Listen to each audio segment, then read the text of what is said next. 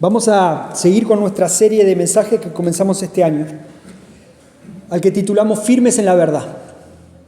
Debemos estar firmes en la verdad. La verdad es Cristo, como el lema de esta serie de mensajes ha sido Juan en el capítulo 8, Juan en el capítulo 14, donde el propio apóstol nos recuerda las palabras de Jesús. Jesús dijo a aquellos judíos que habían creído en Él: si ustedes permanecen en mí, si ustedes están conmigo, ustedes van a ser mis discípulos. Y si ustedes son mis discípulos, van a empezar a conocer la verdad. Y esa verdad los va a hacer libres. Firmes en la verdad era caminar con Cristo para conocer quién era Cristo, ser amigo, discípulo de Cristo, y así llegar a la libertad, llegar a la verdad. Pero muchas personas, obviamente, no entendieron del todo a lo que Jesús se estaba refiriendo y pensaron que Jesús estaba hablando de una serie de principios morales y éticos. Ok, ser libre, conocer la verdad, entonces es acompañar a este Señor y Él me va a enseñar lo que tengo y lo que no tengo que hacer.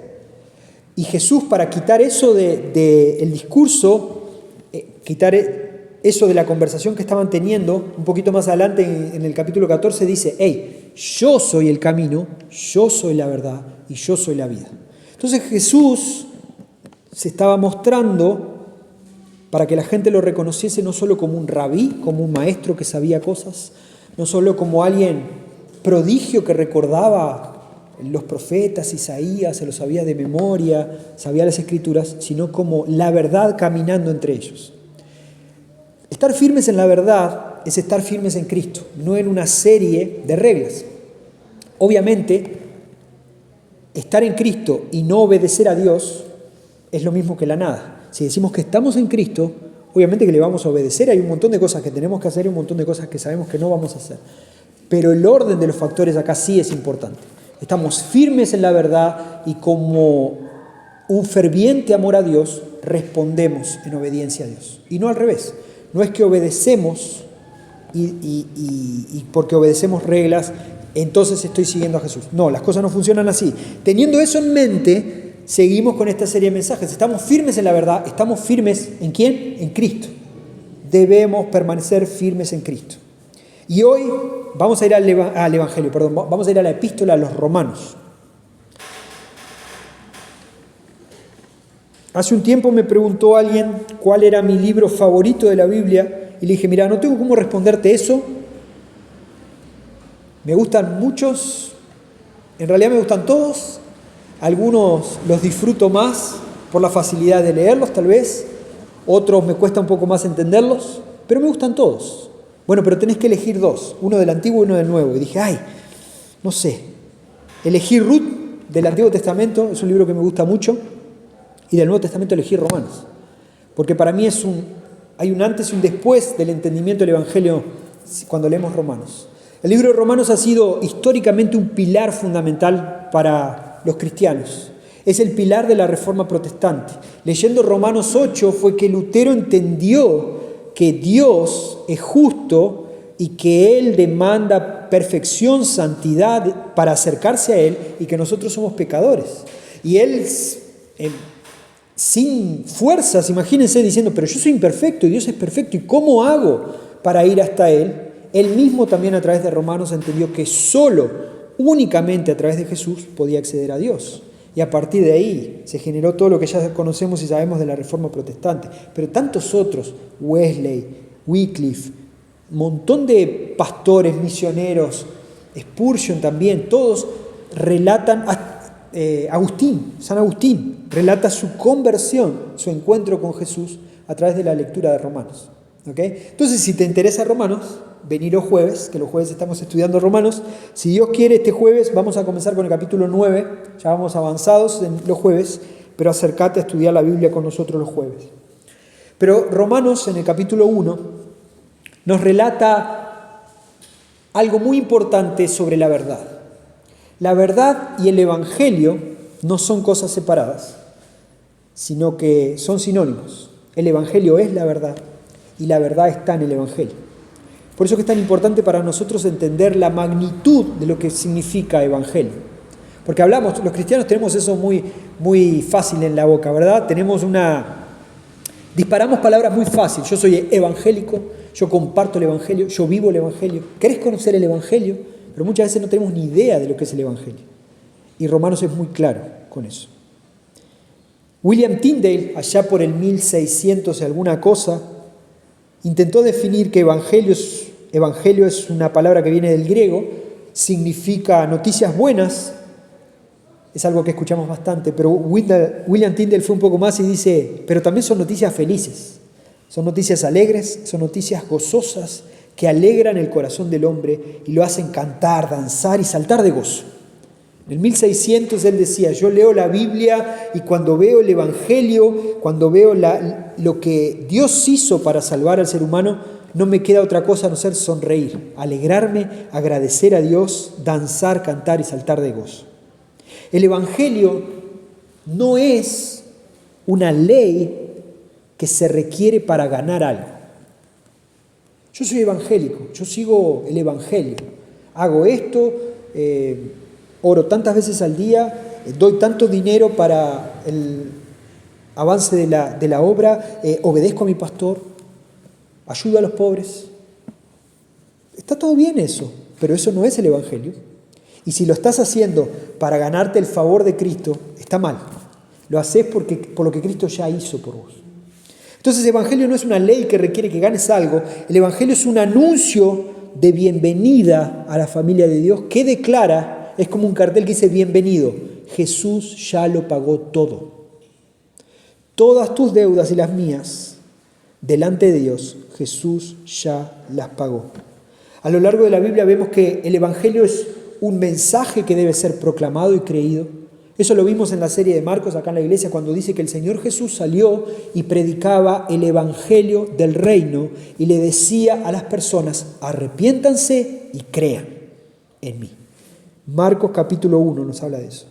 Gálatas 3:8 nos dice que el evangelio es el mensaje de toda la Biblia, algo que puede sonar sorprendente incluso para los cristianos. No, el evangelio es algo del Nuevo Testamento. No. El Evangelio es la historia de toda la Biblia. El Señor llamando a Abraham, el Señor llamando a Moisés, el Señor hablando con David, escogiendo a David, el Señor colocando a José donde lo colocó, el Señor trabajando con Esther para cuidar de su pueblo, el Señor a través de Ruth. Toda la historia del Evangelio está a lo largo de la Biblia. Y Gálatas 3:8 nos recuerda eso. ¿Quiere que lo leamos para que no tengan dudas? Capaz que el pastor me está inventando. No, vamos a leer. Gálatas 3:8 dice, la escritura, recuerden, Pablo le está escribiendo a los Gálatas, el Nuevo Testamento no está escrito todavía, él está escribiendo y cuando él hace referencia a la escritura, se está refiriendo al Antiguo Testamento, dice, la escritura, previendo que Dios justificaría a los gentiles por la fe, anunció de antemano las buenas nuevas a Abraham diciendo, en ti serán benditas todas las naciones. Pablo está diciendo, la Escritura ya declara esto. La Escritura ya declara que Dios iba a bendecir a todas las naciones, incluidos los gentiles, no solo a los judíos, a través de la simiente de Abraham. A través de esta línea iba a venir el Mesías. Esto es el Evangelio. Ya el Antiguo Testamento ya hablaba de eso. El Evangelio, Gálatas 1, también una página para atrás, versículos 11 y 12 dice, pues quiero que sepan, hermanos, que el Evangelio que fue anunciado por mí no es según el hombre, pues ni lo recibo de hombre ni me fue enseñado, sino que lo recibí por medio de una revelación de Jesucristo. Él nos está mostrando, Pablo, acá que el Evangelio es algo para ser proclamado, creído, el Evangelio es el tema de toda la Biblia, pero el Evangelio viene de Dios, no es algo creado por los hombres. Por eso que el Evangelio es bueno para nosotros. Si el Evangelio fuese un conjunto de doctrinas que creásemos los teólogos o los pastores, estaría fallido, no existiría, sería lleno de problemas. Por eso también es que Pablo advierte muchas veces sobre el falso evangelio. Cuidado, cuando alguien se para acá arriba y predica un falso evangelio, un evangelio que no es el que está en las Escrituras, cuidado, porque el evangelio viene de Dios. Y Filipenses 1, del 27 al 30, Pablo hablándole a los filipenses, les enseña que el evangelio es digno de nuestros mayores esfuerzos. El Señor te da todo, el Señor te da la salvación, pero vos ahora te esforzás por ser una persona digna, una persona obediente a Dios, como respuesta a lo que el Señor ya hizo. El Evangelio es definido solamente por la Biblia. El Evangelio debe ser aprendido, el Evangelio debe ser comprendido, el Evangelio debe ser asimilado, el Evangelio debe ser disfrutado, practicado por cada generación hasta que el Señor vuelva. Por eso que es tan importante que los niños ahí abajo, ustedes chicas, adolescentes acá, escuchen lo que es el Evangelio, porque cuando nosotros no estemos, son ustedes las responsables de vivir ese Evangelio y de también pasárselo a otras personas. Porque el Evangelio no es un tesorito que yo guardo en una vitrina, sino que el Evangelio es la noticia más importante de la historia de la humanidad. Dios, perfecto y justo, envió a su Hijo a morir por nosotros en nuestro lugar para que nosotros podamos acceder a Dios y disfrutar eternamente con Él. Eso es algo que, si nosotros creemos eso hoy, es porque la línea de tiempo del Evangelio no se cortó nunca, nunca. Y es triste ver cuando cristianos cortan eso, dicen, bueno, el Evangelio es algo mío, mi tesoro, como el Señor de los Anillos, es mi tesoro, es mío, no lo quiero compartir con nadie. No, el Evangelio es algo para ser aprendido, pero también comprendido. El cristiano todos los días entiende y aprende lo que es el Evangelio, asimilado, practicado, pero también disfrutado por nosotros y por las generaciones que vienen. Ray Ortlund, está el librito de él allá atrás en la biblioteca de la iglesia, que se llama El Evangelio, que explica muchas cosas que les estoy diciendo ahora. Es un pastor de una iglesia bautista en Estados Unidos, explica de una manera muy clara lo que significa el Evangelio. Esto es el Evangelio. Dios, mediante la vida perfecta, la muerte expiatoria y la resurrección corporal de Jesucristo, rescata a todo su pueblo de su ira para tener paz con Él, con la promesa de una restauración completa de su orden creado para siempre. Todo esto Él lo hace para alabanza de la gloria de su gracia. Eso es lo que hace Dios. Dios, la ira de Dios, Romanos habla acá en el capítulo 1 sobre la ira de Dios, está sobre el pecado y el pecador. Y Dios, tiene ira, pero Dios también tiene amor y compasión, es otro de sus atributos. Y Dios, por amor y compasión, rescata a su pueblo de su propia ira. Interesante, ¿no? Nosotros no hacemos nada. Dios nos rescata de su propia ira a través de la muerte expiatoria, sustitutiva, la vida perfecta y la resurrección corporal de Jesucristo. Y la historia no termina ahí. Está preparando la restauración completa y perfecta y eterna, donde nosotros vamos a participar y disfrutar de eso. Y todo eso lo hace para la alabanza de su gloria. Eso es el Evangelio. Esa es la buena noticia, que no depende de nosotros. Es una buena noticia el Evangelio. La salvación del juicio de Dios para tener comunión con Dios es una obra enteramente de Dios. Solo le pertenece a Dios. Y sé que todavía no leímos el texto que vamos a leer hoy, pero estoy haciendo una introducción un poquito larga para que entendamos de qué vamos a hablar cuando hablamos de Evangelio. Es una obra de Dios que nos salva del juicio de Dios mismo para tener comunión con Él, y nosotros no tenemos que hacer nada. Pero si el mensaje del precioso Evangelio está en el centro de nuestras vidas y está en el centro de nuestras iglesias, ¿por qué vemos cosas tan malas en esas mismas iglesias? ¿Por qué vemos cosas tan tristes dentro de las iglesias? Y bueno, una iglesia con la verdad del Evangelio en su teología, o sea, en su discurso, en su forma de decir las cosas, puede producir lo opuesto al Evangelio en la práctica. La historia está repleta de momentos como este. Personas que de acá dicen, Dios te ama, y en sus acciones están mostrando, pero yo te odio. Dios tiene misericordia de nosotros, yo soy un miserable. Hermanos, ámense unos a otros, y todos nos damos besitos, como los de las novelas, acá, y cuando nos vamos a casa nos reventamos, lleno de maledicencia, lleno de falsedad. ¿Por qué pasa esto? Bueno, porque la prueba de que una iglesia está centrada en el Evangelio es La doctrina del Evangelio es entender lo que es el Evangelio en la cabeza y el corazón, pero también la práctica, lo que hacemos en el día a día. El Evangelio no está disociado de la práctica, ¿ok? Debemos creer, entender, pero debemos practicar lo que es el Evangelio. Bien, entonces el objetivo de hoy es que todos entendamos que solo el Evangelio puede moldear nuestra vida, solo el Evangelio puede moldear la cultura de esta iglesia, cómo nos transformamos, cómo vivimos, acá en la comunidad, para así reflejar a Cristo en la sociedad, ¿ok? Solo una iglesia despierta, solo personas con una condición resucitada van a impactar la sociedad. Por eso que necesitamos entender lo que es el Evangelio y recordarnos todos los días que es importante redescubrir el Evangelio, estudiarlo y entenderlo y practicarlo. Vamos a leer ahora así Romanos 1, versículos 16 y 17.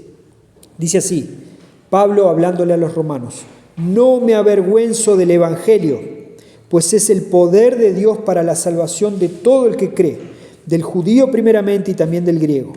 Porque en el Evangelio la justicia de Dios se revela por fe y para fe, como está escrito, mas el justo por la fe vivirá. El año pasado tuvimos el desafío de memorización de este texto. Hablamos acá también los jueves y el año pasado también recordamos que este es el corazón de la carta porque es la esencia del Evangelio, es el jugo concentrado. Pablo nos va a mostrar acá cómo un Dios perfectamente justo perdona y acepta a un ser humano totalmente injusto y aún así Dios mantiene su justicia. Porque si hablásemos de hombres, si hablásemos de un juez justo que perdona a alguien injusto, ¿ese juez sigue siendo justo? No, ya pasó a ser injusto. Está haciendo algo que no es justo, está soltando a alguien que mató. Dejó de ser justo. Bueno, el Evangelio lo que te va a mostrar es que Dios, perfectamente justo, perdona y salva a un ser humano totalmente injusto, pero Él sigue siendo justo. Esa es la maravilla del Evangelio. ¿Qué hice yo? ¿Por qué? ¿Por qué yo? No lo entiendo.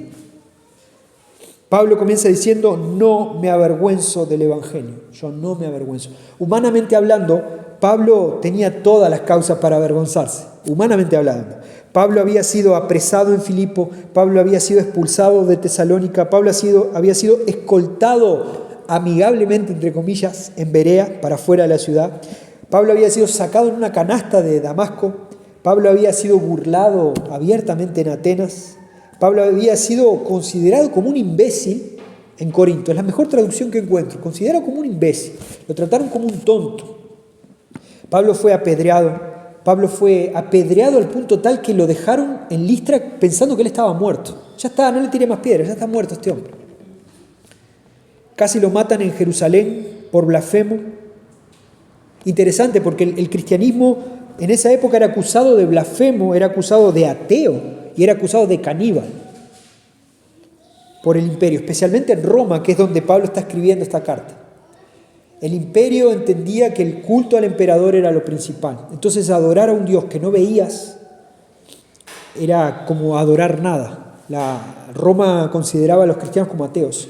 Los consideraba blasfemos por no adorar al emperador. Los consideraba caníbales porque se juntaban los domingos y decían, vamos a compartir el cuerpo y la sangre de Cristo. Se están comiendo al que dicen que es su Salvador. Es una blasfemia. Era considerado un peligro para la estabilidad del imperio el Evangelio, porque todo giraba en torno a la adoración al César. Era absurdo ser cristiano. Era muy absurdo ser cristiano. Quiero que entendamos esto. Era absurdo ser cristiano porque el cristiano proclamaba que el Salvador del mundo era un carpintero, era judío, era nacido en una pequeña aldea palestina, había sido condenado por un procurador romano respetable, había muerto en una cruz, algo que pasaba solamente con personas que no eran romanas. Entonces era absurdo ser cristiano. Esta persona es tonta. Y estos hermanos que reciben la carta estaban en Roma, estaban en la capital. Probablemente ellos estaban siendo tratados como tontos, probablemente estaban siendo perseguidos, probablemente estaban sufriendo un montón. Y Pablo sabía de eso, él había sufrido y que dice, no me avergüenzo del Evangelio. Yo no me avergüenzo del Evangelio. Déjenme ir rapidito, desviarme un segundo a 1 Corintios, capítulo 1, versículo 18. Me acordé de este texto ahora y quiero compartirlo con ustedes. Pablo dice, porque la palabra de la cruz es necedad para los que se pierden, pero para nosotros los salvos es poder de Dios. Otra vez Pablo va a hablar de lo mismo. La palabra de Dios, el Evangelio es poder de Dios. Pero acá en 1 Corintios 1:19, él agrega, pero para nosotros es necedad. Tranquilo, no tengas miedo. Ya sabemos que va a ser así. La gente no entiende el Evangelio. Vos seguís contando y mostrando lo que es el Evangelio, porque el Espíritu Santo es el que transforma el corazón. El Evangelio era un insulto a la inteligencia. Era un escándalo para los judíos. Era un escándalo decir que el Salvador había muerto en una cruz. Pero era una ridiculez para los griegos al mismo tiempo. Entonces, no es difícil suponer que algunos cristianos de la iglesia de Roma luchaban diariamente con la tentación de no compartir el Evangelio o de guardarse el Evangelio para ellos mismos. ¿Entienden la situación que estamos viviendo acá? Personas están siendo humilladas diariamente por ser cristianos. Están siendo humilladas. Me río en tu cara porque decís que el Salvador del mundo viene de Judea, murió en una cruz. Estás loco. ¿Sí? Era hasta natural, entre comillas, sentir cierto tipo de vergüencita de ser cristiano. Y Pablo comienza su carta de 16 capítulos y en el capítulo 1, después de una introducción, dice, hey, yo no me avergüenzo del Evangelio. No me avergüenzo ni me avergonzaré del Evangelio, porque es poder de Dios para salvación. No me avergüenzo del Evangelio. Es en ese contexto que Pablo le dice, quiero ir a visitarlos, no los conozco, quiero ir a visitarlos, pero recuerden, yo no me avergüenzo del Evangelio. Y brevemente voy a resumir por qué Pablo no se avergonzaba del Evangelio, porque creo que son las mismas razones por las que nosotros no debemos avergonzarnos del Evangelio. Las condiciones no cambiaron mucho, no vivimos en Roma, pero la gente no entiende el Evangelio, entiende que es una necedad, no entiende la necesidad de acercarse a Dios a través de Cristo, no entiende. Muchas veces te van a tratar como tonto, muchas veces te van a tratar como incompleto, a esta persona le falta un par de caramelos en la cabeza. No entiendo por qué se levanta temprano para ir el domingo a la iglesia. No entiendo. ¿Por qué sigue a alguien que dicen que resucitó? No lo entiendo. Bueno, nuestro contexto no cambió mucho al de Roma en ese sentido. La solución sigue siendo la misma de Pablo. No debemos avergonzarnos del Evangelio, no debemos avergonzarnos de la verdad, porque es nuestro fundamento, estamos firmes en ella. Si nos avergonzamos de ese fundamento, nunca vamos a madurar, a crecer y a ser semejantes a Cristo, que es lo que necesitamos ser. Pablo dice, no me avergüenzo del Evangelio, primero, porque el Evangelio es poder de Dios, poder de Dios. La palabra poder acá en el griego es dunamis, esto ya lo conversamos varias veces. Dunamis es el origen de palabras en nuestro idioma como dinámica, ¿sí? Dinamismo, todo lo que lleva movimiento, dinámica viene de dunamis, pero también la palabra dinamita, explosión, viene de dunamis. Entonces nosotros tenemos diferentes palabras para hablar de esto, pero un griego escuchando, un romano escuchando en griego la palabra dunamis, se le venían muchas cosas a la cabeza. Y Pablo dice que el Evangelio es dunamis. El Evangelio es lo único que puede reconstruir una vida destrozada por el pecado.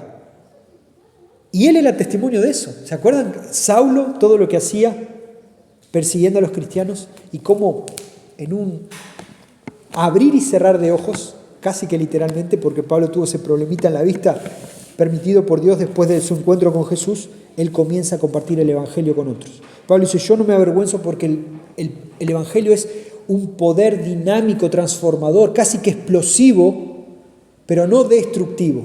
Es el único capaz de reconstruir una vida. Es el único. Pablo mismo, otra vez, en 1 Corintios, capítulo 1, en delante, versículo del 20 en delante, dice, ¿dónde está el sabio? ¿Dónde está el escriba? ¿Dónde está el que sabe discutir en este siglo? ¿No ha hecho Dios que la sabiduría de este mundo sea necedad? Y ahí sigue, les dejo el texto para que lean hasta el versículo 25. Pablo entendía que el mundo pedía señales. La gente pedía señales, los griegos pedían señales. ¿Dónde está? Quiero ver. ¿Dónde están esos milagros que decís que pasaron? ¿Dónde está ese poder? No es similar a lo que pasa hoy en día? La gente pide señales, el mundo pide señales, la gente quiere sabiduría para conocer a Cristo. Y buscan cualquier tipo de camino, pero cuando uno les presenta la vida de Jesús a través de la Biblia, les parece locura, una necedad. Eso, déjame decirte, no para desanimarte, al contrario, para animarte, no es algo nuevo. Pasaba acá, sigue pasando y va a seguir pasando. Y nuestro trabajo, nuestra tarea no es cambiar la necedad del mundo, nosotros no la cambiamos. Nuestra única tarea designada por ese Dios soberano es comparte el Evangelio. No es tu tarea convertir a alguien. Esa es tarea del Espíritu Santo. Yo no me quiero meter donde trabaja el Espíritu, eso es trabajo de Él. Pero yo sí quiero hacer lo que el Señor me mandó. Comparte la verdad del Evangelio. No existe terapia, no existe idea, no existe filosofía que reconstruya una vida como lo hace el Evangelio. ¿Sí? Nada contra ideas, filosofías o terapias, pero yo me animo al 100%, con toda la fuerza del mundo me afirmo para decir que por más buena que sea la terapia, por más buena que sea la filosofía, por más buena que sea la idea, o si querés juntar las tres, nunca van a llegar a reconstruir una vida completamente como sí lo puede hacer el Evangelio. Solo el dunamis de Dios, solo el poder de Dios a través del Evangelio es el que transforma una vida por completo. Y Pablo sabía de eso. Y Pablo decía, hey, me pueden tirar piedras, me pueden pinchar el globo, me pueden hundir el barco, yo sigo sosteniendo que el poder de Dios el Evangelio es poder de Dios transformador. Y por eso no me avergüenzo. ¿Y vos cómo sabés? Mírame, dice Pablo, mírame, yo soy la muestra de una vida reconstruida. Y le sirvo al Rey, y solo al Rey. No me avergüenzo del Evangelio. Entonces, hermano, hermana, no te avergüences nunca del Evangelio, porque es poder de Dios para salvación. ¿Ok? Nunca. Y si te avergonzaste o te estás avergonzando ahora del Evangelio, como hablamos al principio de esta reunión, hay espacio para el arrepentimiento y el perdón, porque es un error delante de Dios. Pedirle perdón a Dios y pedirle que Él traiga esa paz del perdón, pero que también traiga la esencia de lo que es el Evangelio a tu vida para que superes esos miedos, esos temores y puedas mostrar el Evangelio a otros. Pero Pablo dice, no me avergüenzo del Evangelio, pues es el poder de Dios para la salvación de todo el que cree. Pablo acá nos está mostrando el alcance del Evangelio también. El alcance del Evangelio es un alcance universal del Evangelio. La oferta del Evangelio es para todos. No hay personas que estén fuera de la oferta del Evangelio. ¿Sí? Cuando vivíamos en Brasil, en Río de Janeiro, una de las cosas que me tocó trabajar en la iglesia donde servíamos era que los jóvenes compartían con muchas ganas y con mucha valentía el Evangelio, pero con el paso del tiempo nos fuimos dando cuenta a quiénes le compartían el Evangelio. Se lo compartían solo a personas que ellos consideraban que eran buenas de antemano. Entonces, la iglesia estaba localizada en un lugar donde había mucha umbanda, quimbanda, lo que conocemos como los terreros de Macumba, todas esas cosas, y empezamos a conversar. Y yo les decía a algunos chicos, ¿por qué que cuando vamos a compartir el Evangelio siempre haces 4 cuadras y arrancás allá en las 4 cuadras? ¿Qué pasa de acá hasta allá, hasta las 4 cuadras? Vas en silencio. Voy orando, pastor, me decían, voy orando y preparando mi corazón. Ok, hagamos lo siguiente, vamos a sentarnos acá y oramos todo lo que tengamos que orar. Vamos a empezar a orar, oramos, todo, oramos. ¿Ya estamos listos? ¿Alguien quiere orar ahora? Oramos de nuevo, vamos. ¿Estamos listos? ¿Seguimos orando? Oramos un poquito más si es necesario. ¿Estamos orados? ¿Ya? ¿Oramos lo suficiente? Vamos, vamos. Arrancamos de la puerta para afuera. Y ya no te das un pasito para atrás. Y empezaban los problemas. Y bueno, fuimos trabajando todo eso en un discipulado y nos dimos cuenta que por atrás de toda esa conducta, lo que había era que había personas que estaban dudando, diciendo, es que estos no van a creer en el Evangelio. Y no nos damos cuenta de cuán idólatra es eso. No nos damos cuenta del peligro que representa un pensamiento como ese. De que Dios alcanza a este, pero Dios no puede con este. No. El dunamis de Dios, la dinámica, la explosividad del Evangelio llega a todos. Y la historia de la iglesia está llena de perseguidores arrepentidos. Está llena de adoradores de Satanás arrepentidos y que adoran a Dios. Está llena de ateos arrodillados llorando delante de Dios. Está llena. Entonces nunca dudes del alcance del Evangelio. Nunca. Porque la oferta del Evangelio es para todos. ¿Por qué? Porque todos necesitan lo que el Evangelio ofrece. Todos. Todos. Impresionante. Hoy estamos acá, somos poquitos. La mayoría de la iglesia está de viaje, disfrutando. Ayer o anteayer José estaba con el presidente de la República. ¿Quieren que les diga algo? Nosotros necesitamos el Evangelio. El presidente de la República necesita el Evangelio. Oh, pero soy el presidente. Sí, es el presidente. Necesita el Evangelio. ¿Sí? Necesita el Evangelio. Hay algo que ayer Orsi, después de estar con José, no sé si lo que dijo ayer fue consejo tuyo, José, o no, pero ayer el presidente dio un discurso en la unión, la firma del Tratado de Libre Comercio de la Unión Europea con el Mercosur. El Mercosur necesita cosas de la Unión Europea, sí, claro que sí. Pero hay algo que necesita la Unión Europea y el Mercosur, que no lo consiguen a través de un Tratado de Libre Comercio, que es Cristo, ¿sí? Es el Evangelio. ¿Ok? Entonces la oferta del Evangelio es para todos, porque todos necesitamos lo que el Evangelio ofrece, todos, nadie se queda fuera. Es una sola oferta de salvación para todos, para todos. Y Pablo dice acá, está disponible. ¿Para quién? Para todo el que cree en Jesucristo como su Señor, como su único Salvador, como el que murió en su lugar, para el que cree en Jesucristo como ese camino, verdad y vida. Está disponible. Entonces yo no me puedo avergonzar del Evangelio, yo no me avergüenzo del Evangelio porque el Evangelio es poder de Dios, pero el Evangelio está ahí para todos. No tengo cómo avergonzarme, yo tengo el remedio en la mano que la gente necesita. ¿Cómo me voy a avergonzar de eso? No puedo. Y Pablo sigue hablando y dice, porque en el Evangelio la justicia de Dios se revela. En el Evangelio, Pablo dice, en el Evangelio está la perfecta provisión de Dios. Dios se revela, se muestra y nos da lo que nosotros queremos, no lo que nosotros necesitamos. Viene a través del Evangelio. Por eso no nos avergonzamos del Evangelio, porque la perfecta provisión de Dios está en el Evangelio. Pablo dice que la justicia de Dios se revela en el Evangelio por fe y para fe. Este versículo, el 16 y el 17, insisto, fue lo que originó la Reforma Protestante. ¿Cómo puede ser el Evangelio? Era la pregunta de los pre-reformadores. ¿Cómo puede ser el Evangelio una buena noticia si revela la justicia de Dios? ¿Se preguntaron eso alguna vez? Porque si Dios es justo y Dios castiga el pecado con la muerte, y el Evangelio me dice que Dios es justo, ¿cómo puede ser una buena noticia? El Evangelio me dice que voy a morir entonces. No puede ser una buena noticia. Sin embargo, en el Evangelio se revela lo completo de la justicia de Dios. Que Dios, siendo justo, castigando el pecado como Él dijo que lo iba a castigar, sabiendo que nosotros no íbamos nunca a alcanzar el estándar de perfección que Él pide de nosotros, Él envió a alguien a pagar el precio. Y ese sacrificio fue tan completo, tan grande, tan precioso, que fue una vez y para siempre, por todos. Pongan esto en una bolsa. El sacrificio de Jesús fue completo, pagando el pecado de todos los que habían cometido pecados en el pasado, pagando el precio por los pecados que se estaban cometiendo en ese momento, pagando el precio por los pecados que se iban a cometer después, incluidos los nuestros. En el sacrificio de Jesús están pagos tus pecados cometidos, los que vas a cometer hoy y los que vas a cometer en el futuro. Ya fueron pagados. Y el sacrificio de Jesús, para pagar todo eso, fue hecho una vez. Una única vez. Esa es la perfecta provisión de Dios en el Evangelio. Ese Dios justo hizo el plan perfecto. La justicia de Dios se provee como un regalo en el Evangelio y por medio de la fe podemos entenderla.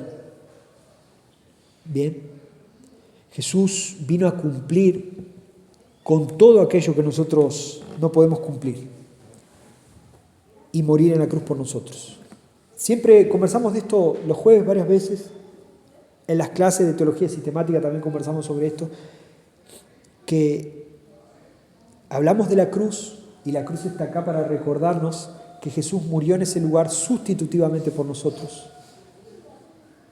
Pero también debemos recordar que Jesús llegó a la cruz y fue habilitado a morir por nosotros porque Él vivió una vida perfecta. Entonces, la vida perfecta, la muerte expiatoria, la resurrección milagrosa de Jesús es lo que lo hacen el digno, el habilitado a morir por nosotros. Por eso cuando leemos las palabras de Apocalipsis tan preciosas, dice que Juan estaba mirando, teniendo una visión del cielo, y dice que estaba Dios sentado en el trono, Apocalipsis 5, está Dios sentado en el trono, está Dios con un rollo en la mano. Ese rollo dice que tiene el juicio de Dios. Acá Dios dice lo que se va a hacer, quién va a ser salvo, quién no va a ser salvo, cómo Él va a demostrar su justicia. Está acá. Pero Dios es tan santo que nadie se puede acercar y tomar el rollo. Y Dios hace así, hey, acá está el rollo. ¿Quién va a abrir el rollo?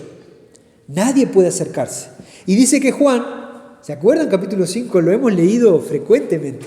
Juan dice, y yo me entristecí y me puse a llorar porque dije, no hay nadie que pueda mostrarnos la justicia de Dios. Pero vino alguien, vino un anciano, le tocó la espalda a Juan y le dice, tranquilo, mira, hay alguien que puede abrirlo. ¿Y cómo lo define Juan? Dice, entonces vi a alguien. Y el anciano le dijo, Él es el Cordero de Dios que quitó el pecado del mundo, y Él es el león de la tribu de Judá. Cada vez que cantamos la canción El Cordero y el León, no es una canción linda solamente por eso, nos recuerda eso. El Cordero dado en sacrificio, al mismo tiempo el león fuerte venciendo sobre la muerte y el pecado, es el único digno de acercarse a Dios, porque Él es Dios también perfecto, y dice que el Cristo tomó el rollo de la mano y Él fue el autorizado por Dios para juzgar al mundo. Y lo que sigue en el texto de Apocalipsis 5 es precioso, y dice que toda la gente adoraba y toda la multitud, dice el español habla de miríadas, miríadas es el número más alto que podés contar en el griego. O sea, Juan está diciendo, no me daba para contar la cantidad de gente que había. Y había ancianos, y había ángeles, y había seres celestiales, y todos decían lo mismo, digno es el Cordero de abrir el rollo. Digno es el Cordero, digno, es el único digno. ¿Y saben cómo Jesús es digno? ¿Por qué Jesús es digno? Porque Él vivió una vida perfecta y asumió tu lugar y mi lugar en la cruz del Calvario. Era yo el que tenía que estar ahí. Y Él asumió mi lugar. Y eso lo hace digno. El único que consiguió sobrellevar la tentación, el único que consiguió pasar por la tentación sin pecado y llegó ahí. Eso es el Evangelio. En el Evangelio se nos muestra todo eso. ¿Me voy a avergonzar de eso? De ninguna manera me puedo avergonzar del Evangelio. Jesús vino para cumplir con todo lo que yo no podía. Por eso Romanos 3:27, unas páginas más adelante, después que Pablo explica lo que es el Evangelio, Pablo va a decir, ¿dónde está la jactancia? O sea, ¿alguien puede decir ahora, yo soy mejor que vos? Sí, capaz que si nos comparamos entre nosotros acá podemos decir, yo soy mejor que vos sos mejor que yo. Delante de Dios, ¿dónde está la jactancia? No hay justo ni aún uno, dice Romanos 3. Todos estamos destituidos de la gloria de Dios, Romanos 3 de nuevo. ¿Dónde está la jactancia? No son obras las que nos justifican delante de Dios. Quiero decirte esto con mucha claridad. Si conoces a Cristo, si Jesús es el Señor y Salvador de tu vida, tranquilo, no tenés ninguna cuenta pendiente con Dios. Jesús ya las pagó todas. Esto tiene que quedar bien claro. Esto no es un permiso para pecar, es un llamado a la santidad. Porque no tenés cuentas pendientes y porque Jesús ya pagó todas esas cuentas delante de Dios, servile con alegría. Hacelo con alegría, sé obediente por lo que Él ya hizo. Si todavía no conoces a Jesús, si todavía Jesús no es el Señor y Salvador de tu vida, escuchá estas palabras del Evangelio y llegá en arrepentimiento a Dios. Pedile perdón por tus pecados, confesá tus pecados delante de Dios y pedile a Jesús, reconocerlo como tu único Señor y Salvador, porque no hay otra salida. En el Evangelio Dios provee todo lo que necesitamos y lo que nosotros necesitamos es a Cristo. Y termino, dice Pablo, el Evangelio, la justicia de Dios se revela por fe y para fe, como está escrito, mas el justo por la fe vivirá. Y uno dice, oye, ¿qué tiene que ver? ¿De qué me está hablando Pablo acá? Pablo nos está diciendo que podemos confiar en el Evangelio, podemos confiar en el poder salvador del Evangelio, en la provisión de Dios a través del Evangelio, porque Dios nos da todo lo que necesitamos. ¿Y saben por qué podemos confiar? Porque la salvación depende de Dios de principio a fin. Esto es algo que nos diferencia doctrinalmente con algunas iglesias, algunos hermanos que entienden que yo tengo mucho para hacer con la salvación, para ser salvo. Tenemos mucho para hacer después de ser salvos, pero en la salvación no depende de mi esfuerzo, ni para conseguirla, ni para mantenerla, ni para conservarla. No la pierdo la salvación, porque depende de Dios de principio a fin. Nosotros descansamos en Dios y lo que Jesús hizo en nosotros, y lo hacemos por fe. Pablo está citando acá a Habacuc 2:4, que dice: mas el justo por la fe vivirá. Y muchas veces este texto es malinterpretado. No tengo para comer, no tengo para pagar las cuentas, me voy a cruzar de brazos y voy a decir: el Señor puede y el Señor lo va a hacer. ¿Y saben qué? Dios es tan bueno que a veces hace las cosas y nos sorprende. Pero ni Pablo ni Habacuc se estaban refiriendo a eso. Lo que estaban diciendo es: descansamos en Dios porque Él es el que mueve en su soberanía los planes de la historia. Yo voy haciendo lo que tengo que hacer, pero descanso en lo que Dios ya hizo y en lo que Dios va a hacer. En el caso de Habacuc era esperando al Mesías, en el caso de nosotros ya sabemos que Jesús hizo lo que hizo y yo deposito mi fe en eso. Y eso es lo que me mantiene vivo. Es lo que me mantiene vivo cuando las cosas van bien, es lo que me mantiene vivo cuando las cosas van mal. El justo, por la fe en Cristo, en la verdad del Evangelio, es que vive.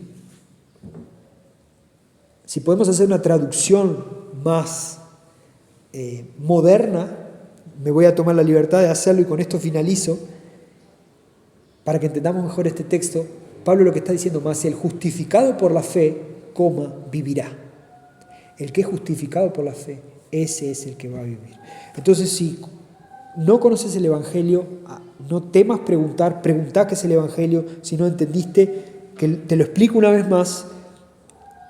Para las personas que van a escuchar este mensaje, oremos por las personas que van a escuchar este mensaje. Ya lo hemos hablado con la iglesia en algunos momentos. Nuestra iglesia es una iglesia pequeña, pero Dios sigue sorprendiéndonos. Domingo a domingo, semana a semana, recibimos un montón de llamadas, de mensajes, de hermanos pastores. Personas se acercan en otros lugares a otras iglesias a través del mensaje que escucharon de la Iglesia Bautista de Minas.